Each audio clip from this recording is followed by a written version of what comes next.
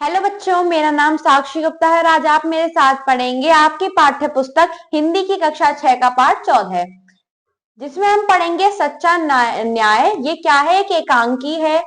इसकी प्रस्तावना है कि गरीबों के घर जलाने का महारानी करुणा को कोई अफसोस ना था, मगर जब काशी नरेश ने उसे उसके अपराध का दंड दिया तो उसे अपने अपराध पर पश्चाताप हुआ। परिकल्पना है कि अगर काशी नरेश महारानी करुणा का अपराध क्षमा कर देते तो काशी की ख्याति पर क्या प्रभाव पड़ता। उद्देश्य है न्याय और सच्चाई की गरिमा स्थापित करना। पात्र परिचय, इसमें कौन कौन से पात्र हैं? एक तो है काशी नरेश जो कि काशी के राजा हैं। दूसरा है करुणा जो काशी की महारानी है। चंपा, चपला, बेल सेवक, द्वारपाल ये गांव के कुछ लोग हैं। आइए चलते हैं आगे। पहला दृश्य है, इसमें महारानी करुणा अपने महल के भीतर अपनी सखियों और दासियों के साथ व्यस्त हैं। वे माघ पूर्णिमा के विषय में बातचीत कर रही हैं। वह क्या कह रही हैं कि चंपा, शायद कल माघ पूर्णिमा का पर्व है। सुनते हैं कि बहुत से लोग इस दिन गंगा स्नान करते हैं। चंपा कहती है, हाँ महारानी जी, कल माघ पूर्णिमा ही है। इस दिन गंगा में स्नान करने से पुण्य की प्राप्ति होती है। चपला कहती है, हाँ महारानी जी, यह तो काशी का दर्शनीय पर्व है। दर्शनीय अर्थात देखने योग्य। इस अवसर पर आपको भी गंगा स्नान का पुण्य लाभ अवश्य प्राप्त करना चाहिए। आज्ञा हो तो कल गंगा स्नान की तैयारी की जाए। बेला कहती है कि इस बहाने राज्य के कोने कोने से गंगा स्नान के लिए आई अपनी प्रजा को भी देख लेना महारानी जी। प्रजा यानी जहां पर ये रानी राज कर रही थी वहां के लोग। बताइए मन की बात कि त्योहार अथवा उत्सव मनाना आपको कैसी खुशी प्रदान करता है, या आपको अपने मन से सोच के बताना है। करुणा तुनक्कर कहती है कि नहीं, मुझे प्रजा को नहीं देखना है, मुझे तो एकांत चाहिए। दासियों के अलावा घाट पर कोई दिखाई ना पड़े। चंपा, चौबेदार को बुलाओ। चौबेदार कहते हैं, महारानी जी की जय हो, सेवक उपस्थित है। करुणा, हमारे अंगरक्षकों के प्रधान को सूचित कर दो कि कल हम ब्रह्म मुहूर्त में, ब्रह्म मुहूर्त यानी सुबह सुबह जब देवताओं वाला समय होता है तब में गंगा स्नान के लिए जाएंगे। इसकी तैयारी की जाए। यह भी कह दो कि जब तक हम स्नान करके वापस ना जाएं तब तक वहां कोई भी आदमी दिखाई ना दे, समझे। चौबेदार कहते हैं, जो आज्ञा महारानी जी। चौबेदार का प्रस्थान यानी चौबेदार चले जाते हैं। अगला दृश्य क्या होता है कि माघ पूर्णिमा का दिन प्रातः काल गंगा घाट, एक तरफ गरीब झोपड़पट्टी वाले अपने बाल बच्चों को लेकर गठरी पोटली उठाए जाते हुए दिखाई दे रहे हैं। दूसरी ओर महारानी करुणा पालकी में बैठकर अपनी सखियों और दासियों के साथ आती दिखाई पड़ती हैं। करुणा पालकी से उतरकर चारों ओर देखती हैं। चंपा, प्रधान ने आयोजन तो अच्छा किया है, कोई भी नजर नहीं आ रहा, आओ स्नान का आनंद लें। चंपा कहती है, हाँ महारानी जी। सब पानी में उतरती हैं और गंगा स्नान करने लगती हैं। महारानी बोलती है कि बेला, बड़ा ही ठंडा जल है, मुझे छींटे मत मार, मुझे तो ठंड लगने लगी है। ओह कितनी सर्दी है, अब जल्दी से बाहर निकले। चंपा, जल्दी से मेरे वस्त्र लाओ और बाहर निकलकर लकड़ी लाकर आग जलाओ, हाथ सेक लूंगी तो सर्दी दूर हो जाएगी, मेरे तो दांत किटकिटाने लगे हैं। रानी कांपते हुए कपड़े पहनती है। चंपा कहती है, महारानी जी आप दुशाला ओढ़ लें, मैं अभी आग का कुछ प्रबंध करती हूँ। चंपा जाती है लेकिन खाली हाथ लौट कर आती है। चंपा कहती है, महारानी जी यहाँ तो कहीं लकड़ी दिखाई पड़ नहीं रही है, आग का प्रबंध कैसे करूं। करुणा बोलती है, क्या रिया भागिन, वहां सामने झोपड़े हैं, उन लोगों से लकड़ी मांग लाओ। चंपा बोलती है, किंतु महारानी जी झोपड़े तो खाली हैं, वहां है ही कौन। करुणा क्रोध से कहती है, क्यों, कहाँ मर गए सब लोग। चपला, महारानी जी क्षमा, सब आपकी आज्ञा से ही तो यहाँ से हटाए गए हैं। पाठ से बताना है कि महारानी करुणा ने गंगा स्नान करने का कब निर्णय लिया, जब वो माघ पूर्णिमा की बात कर रही थी। महारानी ने चौबेदार को गंगा स्नान से पूर्व क्या आदेश दिया था कि वहां कोई ना हो। सर्दी लगने पर महारानी आग का प्रबंध क्यों नहीं कर पा रही थी, क्योंकि जो आसपास के झोपड़ी वाले लोग थे वो हटा दिए गए थे। महारानी ने झोपड़ी में आग लगवाने का आदेश क्यों दिया। आइए चलते हैं आगे और जानते हैं इस प्रश्न का उत्तर। अरे हाँ, तो अभी वहां चलो, उन झोपड़ों में ही आग लगा दो, मुझे तो बड़ी ठंड लग रही है। बेला बोलती है, लेकिन महारानी जी। करुणा क्रोध से, लेकिन क्या। बेला, अपराध क्षमा करें महारानी जी, ये गरीब लोगों के झोपड़े हैं, इन्हीं में उनके जीवन का निर्वाह होता है। आपकी आज्ञा से वे हट गए हैं, परंतु आपके जाते ही वे लौट आएंगे। अगर उनके झोपड़े जला दिए गए तो वे उनके परिवार वाले इस ठंड में कहाँ जाएंगे। दासियां झोपड़ों में आग लगा देती हैं। आइए देखते हैं इसका तीसरा दृश्य। नेपथ्य से आग आग, बचाओ बचाओ, चीखने चिल्लाने का शोर उभरता है। कुछ गरीब लोग काशी महल के बाहर खड़े रो चिल्ला रहे हैं। काशी नरेश बोलते हैं, द्वारपाल बाहर यह शोर कैसा है, जाओ जाकर पता करो। द्वारपाल कहता है, जो आज्ञा महाराज। ना महाराज कहते हैं, क्या बात है। द्वारपाल बोलता है, महाराज की जय हो, बाहर कुछ गरीब लोग खड़े हैं, वह गरीब नगरवासी आपसे न्याय की मांग कर रहे हैं। काशी नरेश कहते हैं, न्याय। द्वारपाल, शीघ्र जाओ और जाकर उन्हें दरबार में उपस्थित करो। झोपड़ी में आग लगाए जाने का बेला क्यों विरोध करती है? क्योंकि वे गरीब लोग हैं, वहीं से ही उनका निर्वाह होता है। गरीब नगरवासी राजा से न्याय की मांग क्यों करते हैं? क्योंकि उन्हें उम्मीद थी कि उनका न्याय उन्हें मिलेगा। द्वारपाल बाहर जाकर नगरवासियों को लेकर आता है। जो राजा होते हैं वो बोलते हैं, बताओ क्या कष्ट है तुम्हें, किसने सताया है तुम्हें? सब चुपचाप सिर झुकाए खड़े रहते हैं। काशी नरेश, तुम इस तरह चुप क्यों खड़े हो? निर्भय होकर हमें अपना कष्ट बताओ। निर्भय यानी बिना डरे। एक बुढ़िया हाथ जोड़कर क्या बोलती है कि धर्मावतार, हम लुट गए, बर्बाद हो गए, हम गरीबों के झोपड़े जला दिए गए, अब हम बेघर हैं। महाराज, ऐसी भयंकर सर्दी में अपने बच्चों के साथ हम कहाँ जाएं? काशी नरेश क्रोध से उत्तेजित होकर बोलते हैं कि झोपड़े जला दिए? किसने जला दिए? किसने किया यह अपराध? क्या आप सब जानते हैं उसे? स्वयं बताएं वह कौन है? वह दंड का पात्र होगा, यानी सजा का पात्र होगा। एक व्यक्ति, अपराध क्षमा करे महाराज, परंतु काशी नरेश बोलते हैं, हाँ हाँ, निर्भय होकर कहो, हम तुम्हारे समक्ष हैं। समक्ष अर्थात सामने। दूसरा व्यक्ति क्या बोलता है कि महाराज, हमारे झोपड़े महारानी जी की आज्ञा से जलाए गए हैं। महाराज बोलते हैं, क्या कहा? महारानी की आज्ञा से? महारानी की आज्ञा से झोपड़े जला दिए गए? काशी की महारानी इतनी क्रूर, इतनी निर्दयी, इतनी हृदयहीन। नगरवासियों, यदि सचमुच महारानी की आज्ञा से यह कार्य किया गया है तो उन्हें इसका दंड भोगना ही होगा। द्वारपाल से महारानी करुणा को तुरंत दरबार में उपस्थित होने की आज्ञा दो, अभी इसी क्षण। पाठ से बताइए कि नगरवासी अपनी कौन सी समस्या लेकर राजा के पास आते हैं? जो रानी ने उनके झोपड़े जलवा दिए थे, उस समस्या को लेकर। महारानी ने किस प्रकार प्रजा का उत्पीड़न किया था? महारानी ने उनके झोपड़े जलाकर प्रजा का उत्पीड़न किया था। राजा महारानी को क्या सजा देता है? आइए देखते हैं पाठ के माध्यम से। मंत्री, महाराज क्रोध शांत करें। महाराज, यह महारानी की मर्यादा का प्रश्न है। महाराज काशी नरेश बोलते हैं, महारानी की मर्यादा? परंतु महारानी ने तो मर्यादा भंग की है, उन्होंने प्रजा का उत्पीड़न किया है। यदि उनका अपराध सिद्ध हुआ तो अवश्य ही उन्हें इसका दंड भोगना होगा, यही सच्चा न्याय होगा। महारानी अपनी दासियों के साथ पर्दे की ओट में उपस्थित होती हैं। द्वारपाल पर्दे की संकेत करते हुए कहते हैं कि महाराज की जय हो, महारानी जी दरबार में उपस्थित हैं। काशी नरेश कहते हैं, महारानी करुणा, क्या यह सत्य है कि आपकी आज्ञा से इन गरीबों के झोपड़े जला दिए गए? महारानी कहती हैं कि मुझे भयंकर शीत का अनुभव हो रहा था महाराज। काशी नरेश, महाराज कहते हैं, यह हमारे प्रश्न का उत्तर नहीं है, आप मात्र यह बताएं कि क्या झोपड़े जलाने की आज्ञा आपने दी थी? महारानी करुणा कहती हैं, जी महाराज। काशी नरेश कहते हैं, तो तुम अपराध स्वीकार करती हो महारानी करुणा? इस अपराध के लिए तुम्हें दंड अवश्य मिलेगा महारानी करुणा। यह विश्वनाथ की काशी है, यह वही काशी है जहां सत्यवादी हरिश्चंद्र ने सत्य की रक्षा के लिए स्वयं को बेच दिया था। तुमने उस काशी का अपमान किया है, तुमने घोर अपराध किया है, तुमने गरीब प्रजा का आश्रय छीन लिया, अतः तुम भी एक वर्ष के लिए आश्रयहीन हो। तुमने हमें भी लज्जित किया है, अतः हम एक वर्ष के लिए तुम्हारा परित्याग करते हैं। तुम्हें आज्ञा दी जाती है कि तुम एक साधारण आदमी की भांति किसी झोपड़े में एक वर्ष का परिश्रम पूर्वक जीवन व्यतीत करो। परिश्रम से तब कर ही तुम पुनः राजमहल में प्रवेश पा सकोगी। मंत्री से, मंत्री जी, महारानी से इस अवधि में वैसा ही व्यवहार किया जाए जैसा साधारण जनता के साथ किया जाता है, और इन गरीबों की झोपड़ियां तुरंत फिर से बनवा दी जाएं। आइए चलते हैं आगे और देखते हैं क्या हुआ। पाठ से बताइए कि रानी की सजा की अवधि कितने वर्ष की होती है?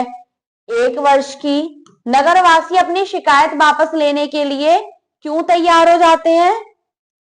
ये आगे हम पाठ के द्वारा जानेंगे। रानी को दंड देने के पक्ष में राजा ने क्या तर्क दिया और महल छोड़ते वक्त रानी ने कैसे वस्त्र धारण किए। एक व्यक्ति कहता है महाराज की जय हो, महाराज हम अपनी शिकायत वापस लेते हैं, महारानी जी को ऐसा कठोर दंड ना दें। काशी नरेश बोलते हैं नहीं, यह असंभव नहीं, महारानी जी ने अपराध किया है, इसका दंड तो उन्हें भोगना ही होगा। जो भी अपराध करे उसे दंड तो मिलना ही चाहिए, चाहे वह कोई भी क्यों ना हो। अब सभा समाप्त की जाए। सभी बोलते हैं काशी नरेश की जय हो, महाराज धन्य हैं। सब चले जाते हैं। कुछ ही पलों में साधारण वस्त्रों में महारानी करुणा महल से नजरें झुकाए जाती हुई दिखती हैं। इसका उत्तर हो जाएगा कि महल छोड़ते वक्त रानी ने साधारण वस्त्र धारण किए थे। आइए चलते हैं आगे। शब्द पिटारा। पर्व अर्थात त्योहार, फेस्टिवल। दर्शनीय, देखने योग्य। ब्रह्म मुहूर्त, सुबह सूर्योदय से पहले का समय। क्रोध, गुस्सा। निर्वाह, गुजारा। द्वारपाल, द्वार की रखवाली करने वाला। कष्ट, दुख। दंड, सजा। सत्यवादी, सदा सच बोलने वाला। स्नान, नहाना। पिड़जा, जनता। ठंडा, शीतल। ठंड, सर्दी। आज्ञा, आदेश। न्याय, इंसाफ। निर्भय, निडर। बर्बाद, नष्ट। क्रूर, कठोर। आश्रय, सहारा। आइए चलते हैं आगे इस पाठ के अभ्यास पर। अभ्यास में आपको दिया हुआ है, लिखित प्रश्न है कि महारानी कहाँ स्नान करना चाहती थी और क्यों। आइए देखते हैं इसका प्रश्न पाठ से।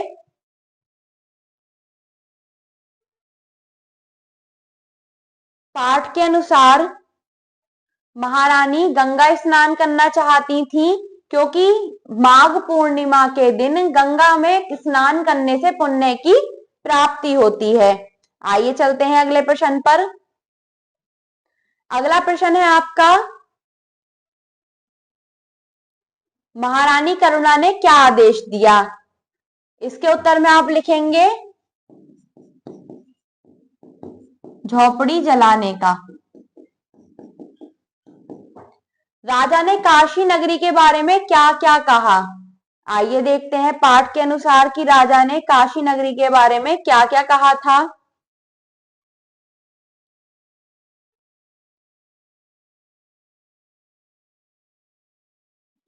उन्होंने कहा था कि यह विश्वनाथ की काशी है, यह वही काशी है जहां सत्यवादी हरिश्चंद्र ने सत्य की रक्षा के लिए स्वयं को बेच दिया था और तुमने उस काशी का अपमान किया है। आइए चलते हैं आगे अगले प्रश्न पर। राजा ने महारानी करुणा को क्या दंड दिया और क्यों।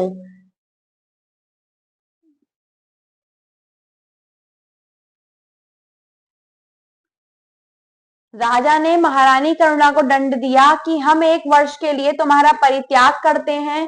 तुम्हें आज्ञा दी जाती है कि तुम एक साधारण आदमी की भांति किसी झोपड़े में 1 वर्ष का परिश्रम पूर्वक जीवन व्यतीत करो। क्योंकि रानी करुणा ने गरीब लोगों के झोपड़े जला दिए थे। लोगों ने काशी नरेश की जय जयकार क्यों की। अगला है न्याय मिलने पर।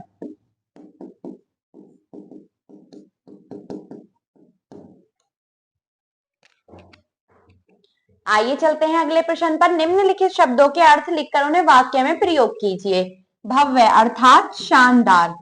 इसका वाक्य होगा राजा ने भव्य महल का निर्माण करवाया।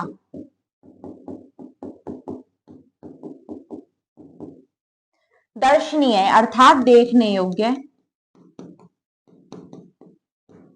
बगीचे का दृश्य दर्शनीय है। आयोजन अर्थात व्यवस्था। चौबेदार ने स्नान का उचित आयोजन किया।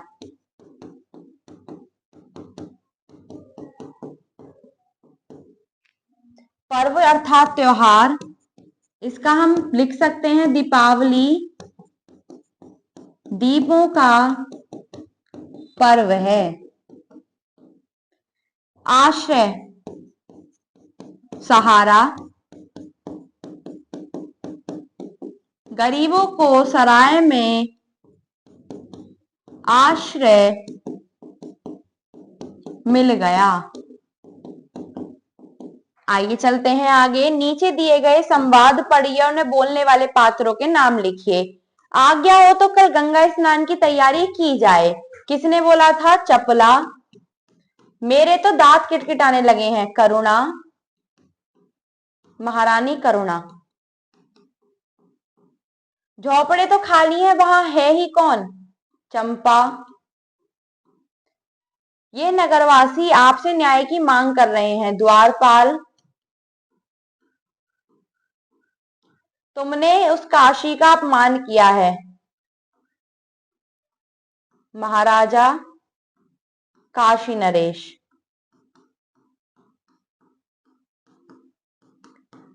आइए चलते हैं आगे। सही विकल्प के सामने सही का चिन्ह लगाइए। माघ पूर्णिमा के अवसर पर कहाँ स्नान करने पर पुण्य प्राप्त होता है? गंगा में। काशी की महारानी का क्या नाम था? करुणा। अगले पृष्ठ पर देखते हैं। महारानी करुणा को दुशाला ओढ़ने की सलाह कौन देता है?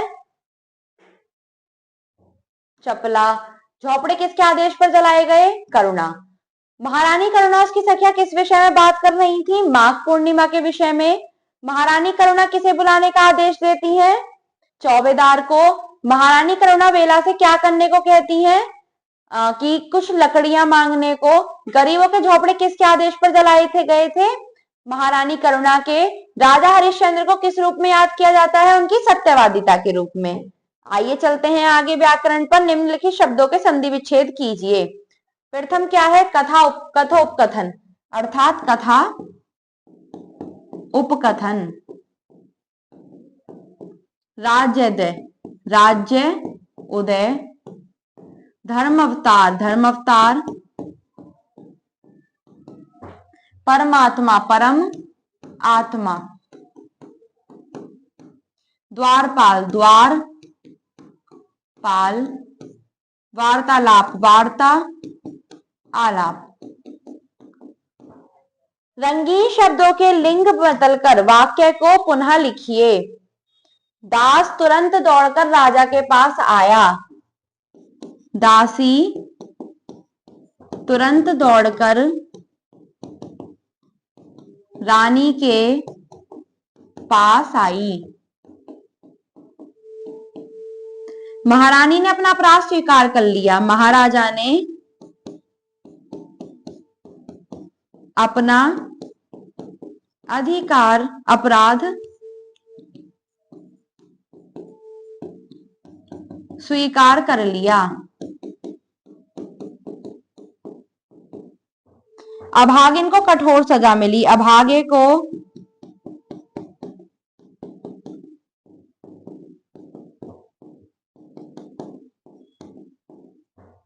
औरतें गंगा स्नान के लिए गई। आदमी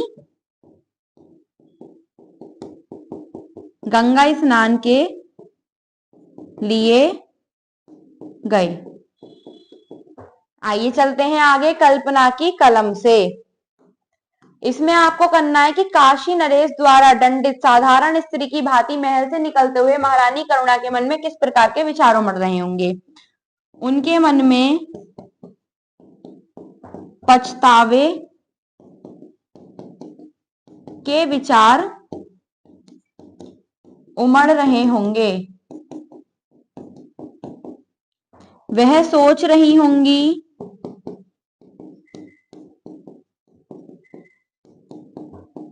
उनके द्वारा किया गया कार्य या उनके द्वारा दिया गया आदेश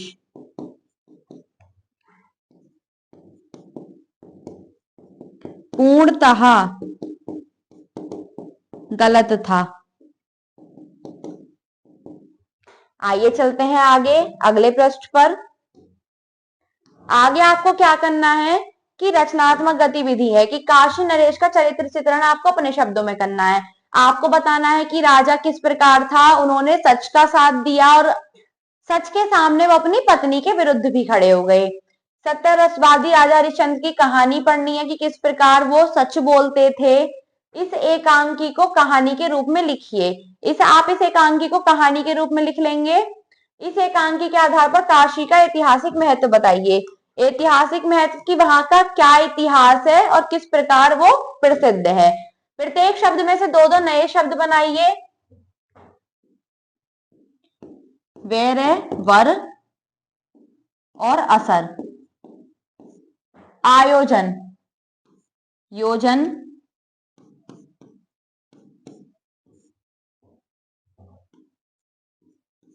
आज। अपमान, मान और